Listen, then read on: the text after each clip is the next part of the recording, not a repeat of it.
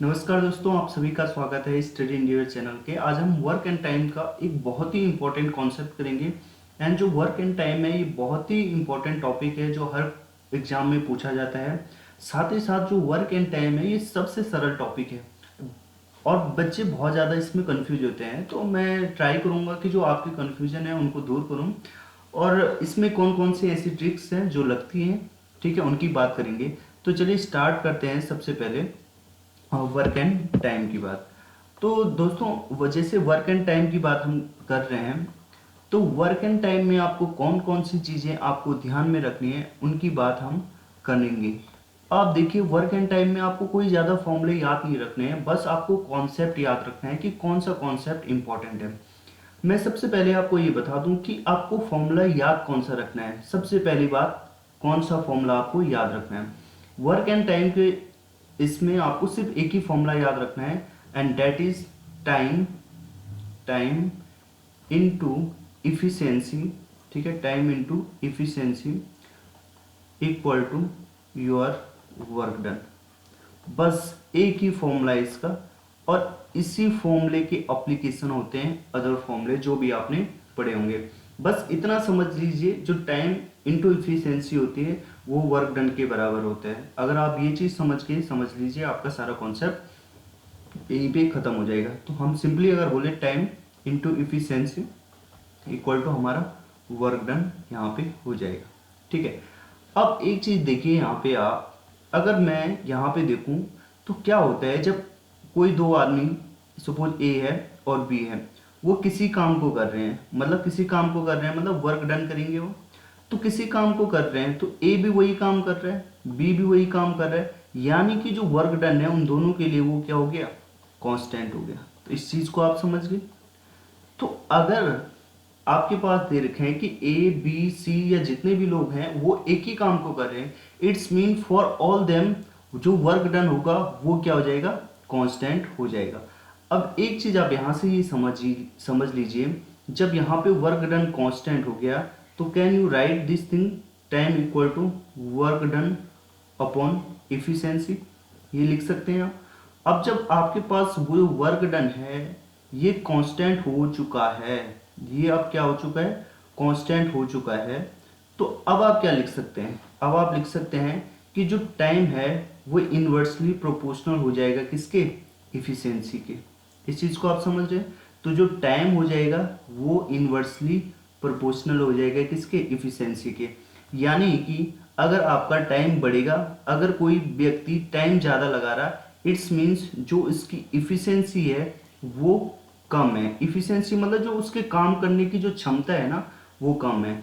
अगर इसका उल्टा हम करें, ठीक है, इसका रिवर्स अगर हम ले लें, तो अगर किसी का जो टाइम है वो कम लग रहा है, यानी कि जो उसकी इफिशिएंसी ऑफ वर्क है वो ज़्यादा होगा। तो इस चीज़ से आप ये चीज़ ड्राइव कर सकते हैं, हाँ बिल्कुल कर सकते हैं, इस चीज़ से ये चीज़ ड्राइव कर सकते हैं। तो आई होप आप इस कॉन्सेप्ट को बहुत आसानी से सब चीज़ समझ पाए होंगे कि ये क्या है।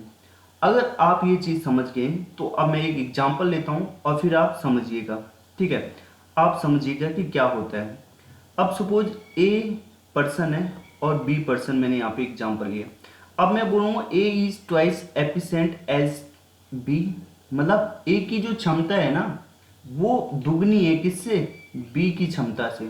यानी कि उनकी क्षमता का जो रेशियो है, मतलब इफिशिएंसी का जो रेशियो है वो 2:1 हो जाएगा।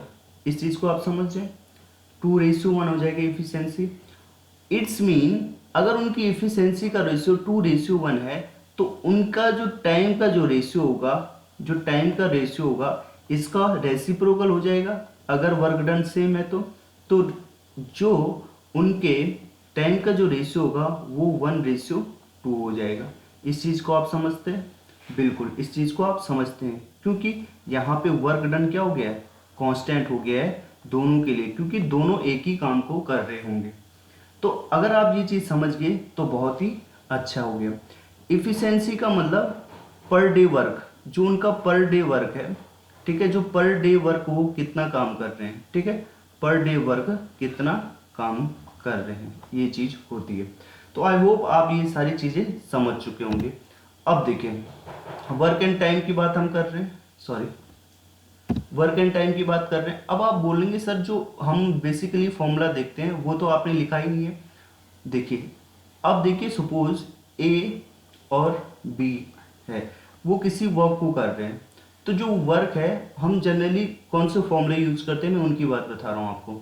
तो ए और बी है, सपोज वो 1 यूनिट काम को कर रहे हैं, ठीक है, जो हम फॉर्मूले यूज करते हैं बेसिकली 1 यूनिट काम को कर रहे हैं। तो भाई ए के द्वारा एक दिन में कितना काम होगा, 1/a, ठीक है, और बी के द्वारा कितना काम होगा, 1/b। तो दोनों के द्वारा एक दिन में कितना काम हो जाएगा, 1/a प्लस 1/b, ठीक है, ठीक है। ये टोटल वर्क है 1 यूनिट, ठीक है। तो ए के द्वारा जो एक दिन में काम होगा वो 1/a हो जाएगा और बी के द्वारा 1/b हो जाएगा, ठीक है। तो उन दोनों के द्वारा एक दिन में जो काम होगा वो कितना हो जाएगा, उनका जो दोनों के द्वारा जो एफिशिएंसी होगी उनकी जो काम करने की वो कितनी हो जाएगी भाई, वो हो जाएगी a+b अपॉन a b, यही तो हो जाएगा। और जो टाइम लगेगा इसका रेसिप्रोकल हो जाएगा, तो टाइम कितना लगेगा, ab अपॉन a+b, ये चीज़ हो जाएगी, ये इनका टाइम हो जाएगा। और ये पर डे वर्क यानी कि इनकी इफिशिएंसी निकल जाएगी कंबाइंडली, और ये कंबाइंडली उसका टाइम निकल जाएगा। ये चीज़ आप समझ के, तो ये हम काम ये तब करते हैं हम जब हम वर्क को 1 यूनिट ले सकते हैं, वर्क को 1 यूनिट लेते हैं तब ये चीज़ आती है। भाई वर्क को जब हम 1 यूनिट ले रहे हैं तो कोई ज़रूरी है हम वर्क को 1 यूनिट ले, हमारी मर्जी, हम जो वर्क है उसको कुछ भी यूनिट ले सकते हैं। तो हम ए और बी में कुछ ऐसे यूनिट्स लेते हैं कि जो कि हमें आसान हो जाए कैलकुलेशन के लिए। तो सबसे जो आसान यूनिट होती है वो इन दोनों का एलसीएम होता है, और इसीलिए हम एलसीएम मेथड भी लगाते हैं। तो इन दोनों में कोई फर्क नहीं है, चाहे हम जो टोटल वर्क है उससे 1 यूनिट ले, चाहे हम एलसीएम मेथड से जो एलसीएम होगा उसको टोटल वर्क डन माने। तो इन दोनों में कोई अंतर नहीं होता। तो आई होप आप इस चीज़ को समझ चुके हैं। अब नाउ हम एलसीएम की तरह जो एलसीएम से हम काम करते हैं उसकी बात करते हैं। अब देखिए भाई, ए कोई किसी काम को 12 दिन में करता है, ठीक है, और बी उसी काम को 15 दिन में करता है। ये एग्जाम्पल लिया मैंने। तो आप इन दोनों का एलसीएम ले लीजिए, ठीक है, आप इन दोनों का एलसीएम ले देंगे तो आपके पास 60 निकल जाएगा। तो ये काम करता है कितने दिन में, 12 दिन में काम करता है टोटल काम, ये टोटल काम 15 दिन में करता है, और जो टोटल काम आया हमारे पास 60 यूनिट, मतलब इन दोनों का ही एलसीएम। अब मैंने आपको क्या बोला था कि सिर्फ एक फॉर्मूला आपको याद रखना है, डेट वाज कि जो उनका टाइम होता है इनटू जो उनकी एफिशिएंसी होती है वो वर्क डन के बराबर होता है, ये बताया था मैंने आपको। तो अब इनकी इफिशिएंसी या पर डे जो वर्क है, इफिशिएंसी बोलो चाहे वर्क पर डे वर्क बोलो एक ही बात है।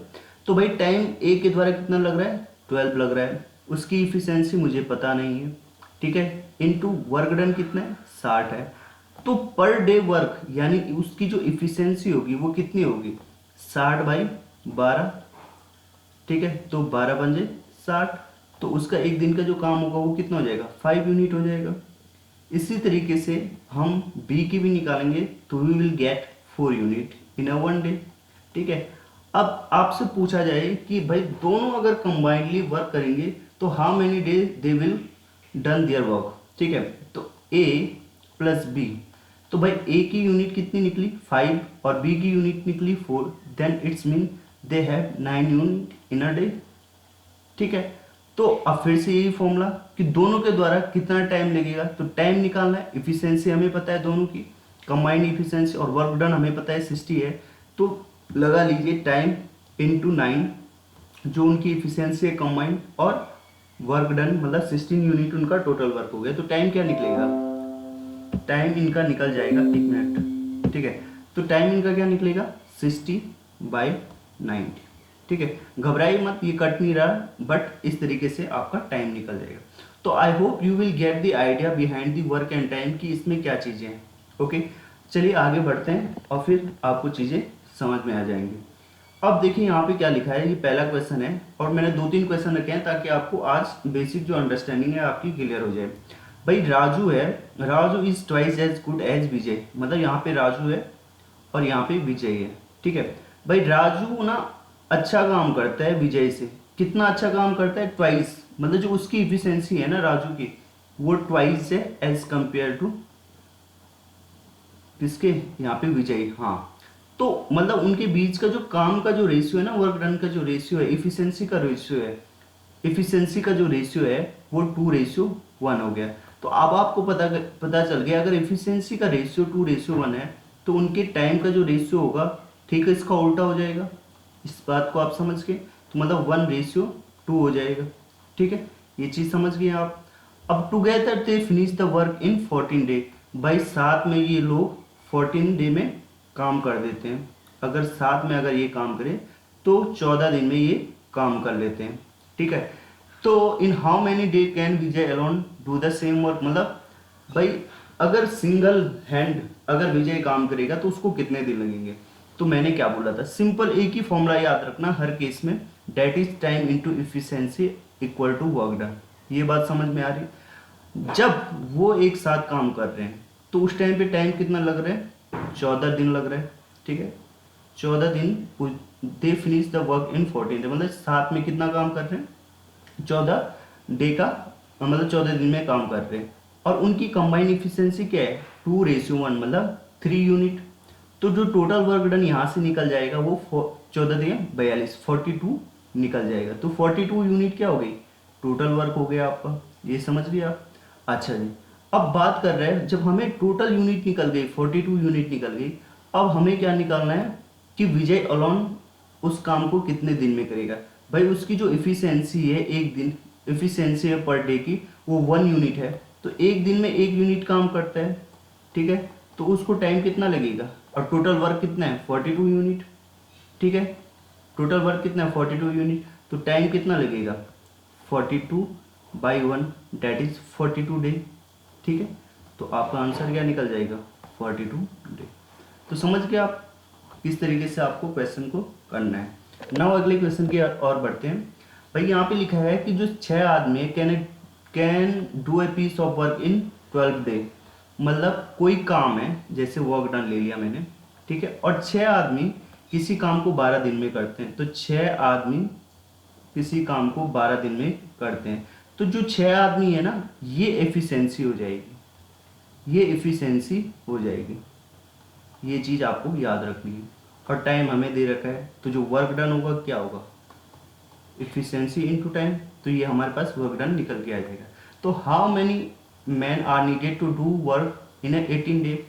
तो अगर कितने आदमी चाहिए, अगर 18 दिन में हम काम पूरा करना चाह रहे हैं। तो भाई टोटल वर्क डन तो दोनों के लिए सेम है, तो इन दोनों को क्या कर देंगे, इक्वल टू में रख देंगे।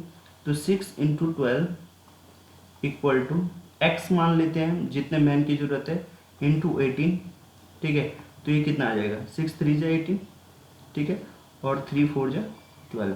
तो x इक्वल टू कितना आ जाएगा, 4। ठीक है, तो आंसर कितना आ जाएगा, 4 आ जाएगा। तो आप समझ गए कितना आसान है चीज़ों को। बस आपको एक फॉर्मूला याद रखना है।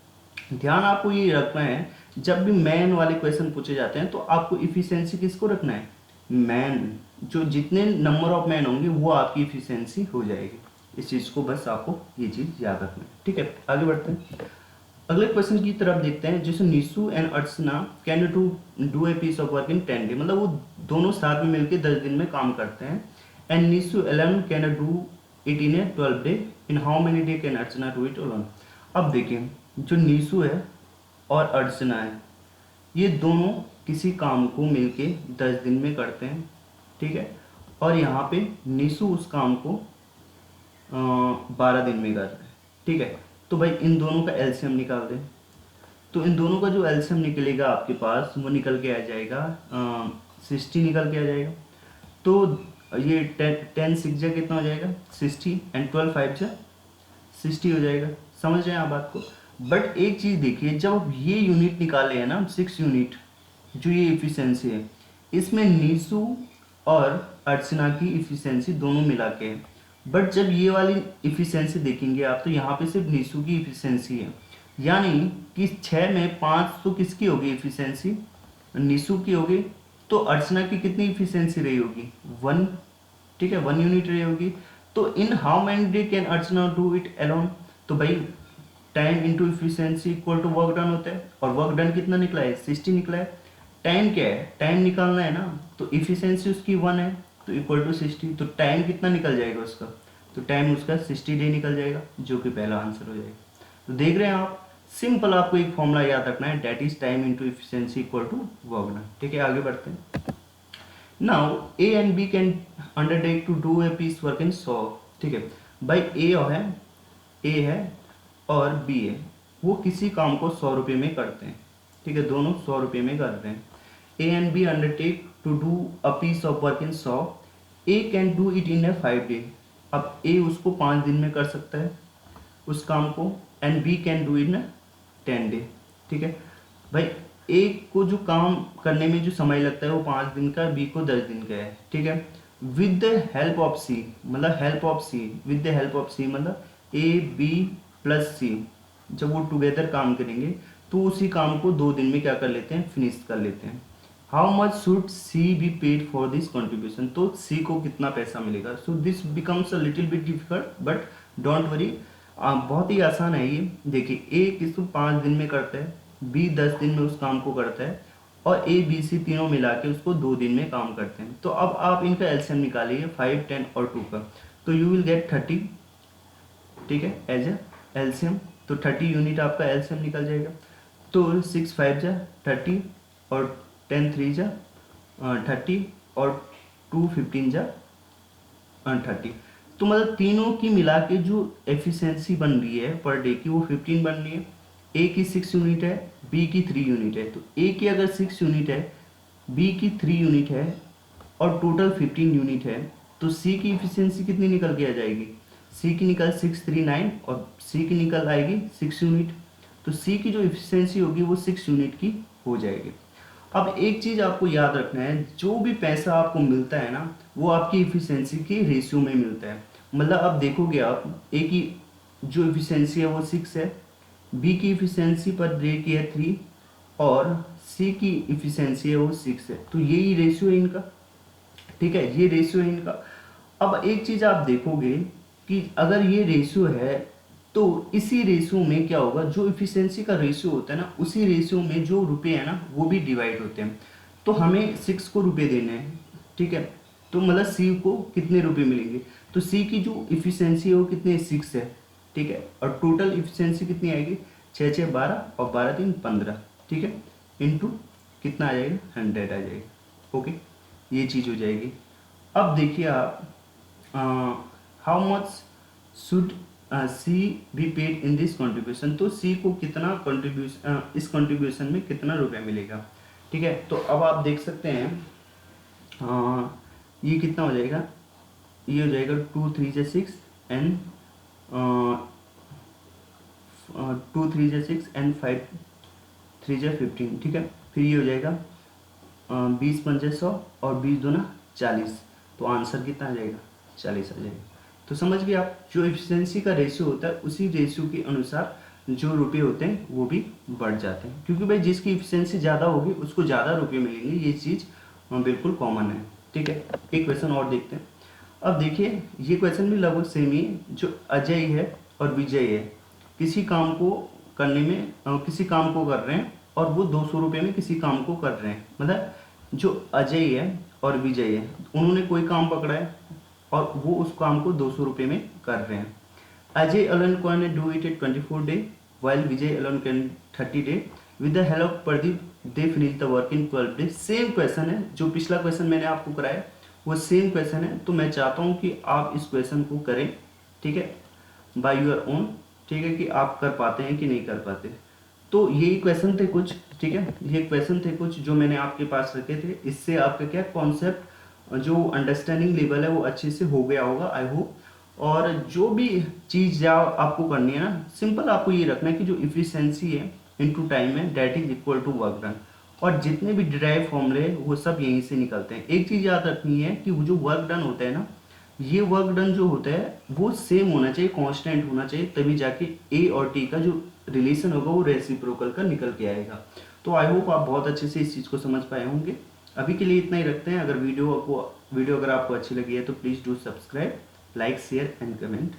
तो अभी के लिए इतना ही रखते हैं। जय हिंद दोस्तों।